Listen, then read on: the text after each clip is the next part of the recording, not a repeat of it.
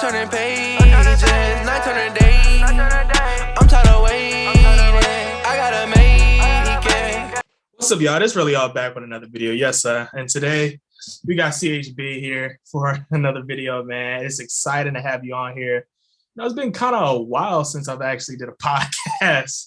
Yeah. But I'm glad I'm starting it back with you now. So I'm excited to be back. Yeah, I'm glad to have you on here, man. And I'm pretty sure you've seen the rumors, bro. You've seen the rumors where the Cleveland Cavaliers may trade down in the drafts, right? Do you think the Cleveland Cavaliers need to be trading down or up, or do you think it is 14? It's a really weird one. Like, this just came out of nowhere. Like, I don't even know who reported this. It was someone big, though. I can't remember, but now everyone and their dad's kind of talking about it at the moment.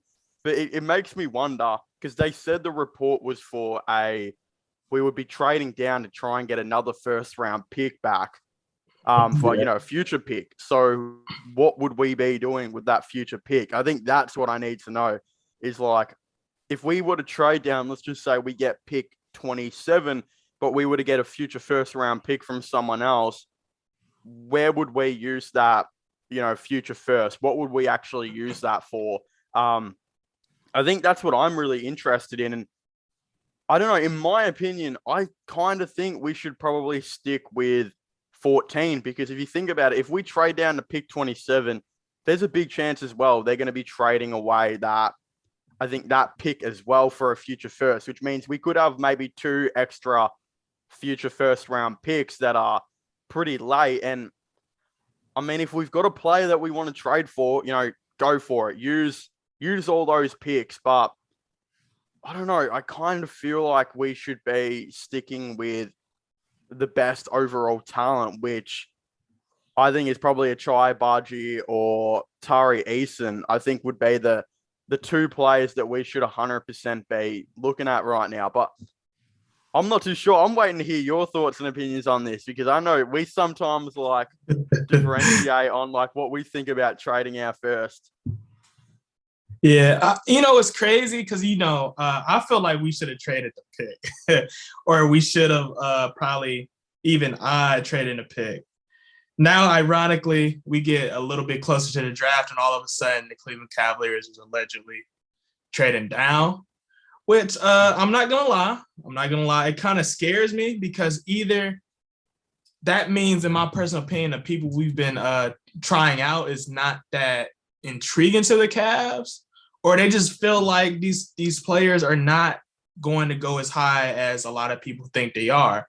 So they're willing to, take the chance, maybe get another capital. I don't know if it's going to be a future pick for next year, maybe another first round pick in that same year's draft. I don't know. And then try to get the player as well. But the problem I kind of have with that is I think right now, as much as I'm very, very high on Terry Eason, if we don't get Terry Eason, I'm not sure if the Cleveland Cavaliers should draft this year. Because I don't think any of the players that would be available that fits the Cavs. We long term as a small, because we need a small forward. We really don't need another 6'5" guard, And it's and I know I have seen, I seen your video, I know you was talking about a Chi, and I was and I really thought about it, but it's do you really think we need Chi right now? Sincerely.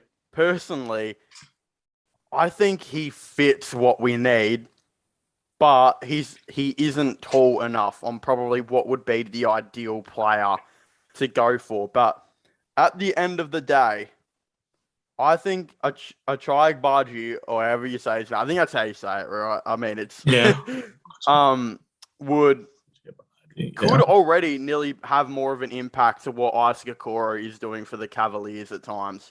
Because I've spoken about this before. I think we can both agree that Isaac Okoro is not the player that we hoped he would be.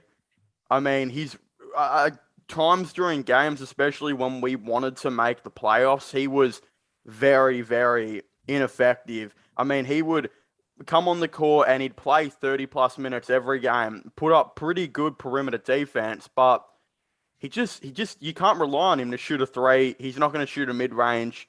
I had a friend that actually said it best. He said, you've basically just got on defense, you're playing 5-on-5 with Okoro being one of the best defenders out there. But on offense, you're honestly sometimes playing a 4-on-5 just because Okoro really can't do a whole lot, you know? Um, and I feel like that's like Abaji. His defense might not be as good as Okoro coming into the league straight away, but 3-point shooting, way better shooter, way better shot creator.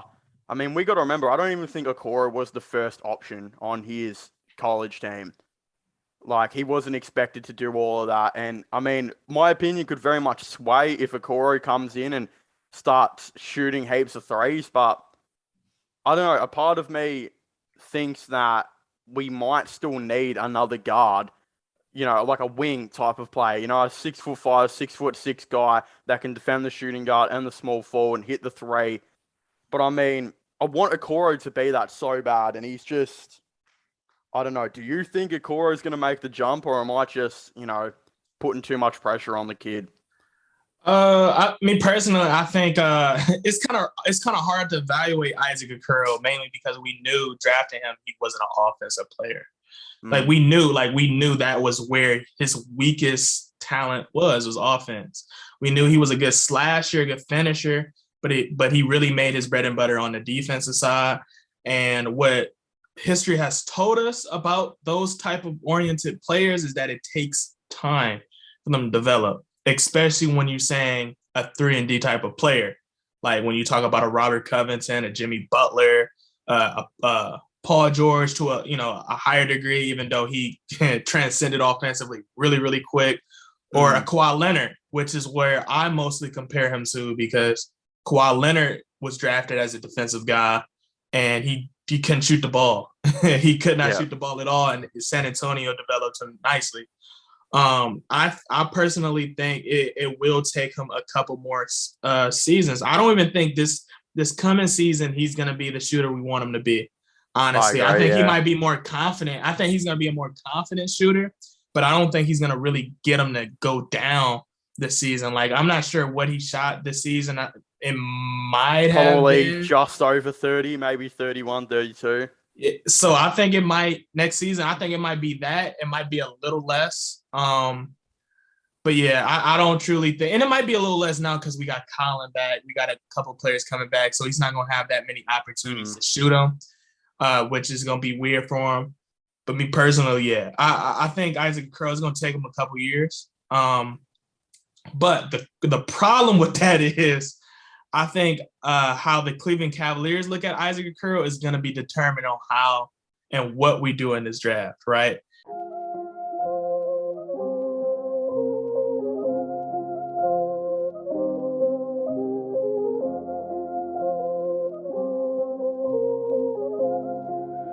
That's Atlantis with that money.